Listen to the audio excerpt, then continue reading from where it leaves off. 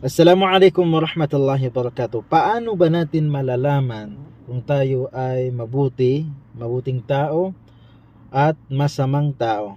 Isang araw nung panahon ng Propeta Muhammad sallallahu alaihi wasallam, ito ay nabanggit sa hadith na fima rawahu Ahmad, na kung saan ang iilan sa mga ulama sinabi nila na ang hadith nito ay hasan, na kung saan sa panahon ng Propeta Muhammad sallallahu alaihi wasallam, isang sahaba ang nagtanong sa Propeta Muhammad sallallahu alaihi wasallam, na kanyang tinanong ang Propeta Muhammad sallallahu alaihi wasallam. Sabi niya, "Ya Rasulullah, paano namin malalaman kung kami ay muhsin, kami ay mabuting tao, at paano din namin malalaman kung kami ay musi, kung kami ay masamang tao?"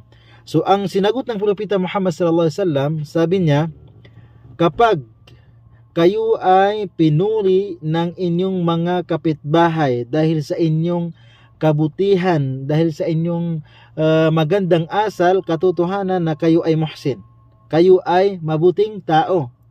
At kapag naman kayo ay sinisiraan, pinupunan ng mga tao dahil sa nakikita nila ang iyong masamang gawain, so katotohanan, sabi niya, na ikaw ay masamang tao, ikaw ay musi, ikaw ay masamang tao.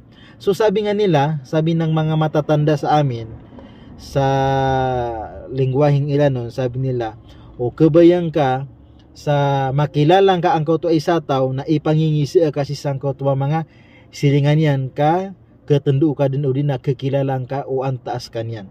Sa madaling salita, ayon sa salin nito sa Tagalog, sabi ng mga matatanda sa amin, na kung gusto mong makilala ang isang tao, itanong mo ito sa mga kapitbahay niya. Dahil sa kapag tinanong mo siya doon sa kanyang mga kapitbahay, katotohanan na makikilala mo kung sino siya. So assalamualaikum warahmatullahi wabarakatuh.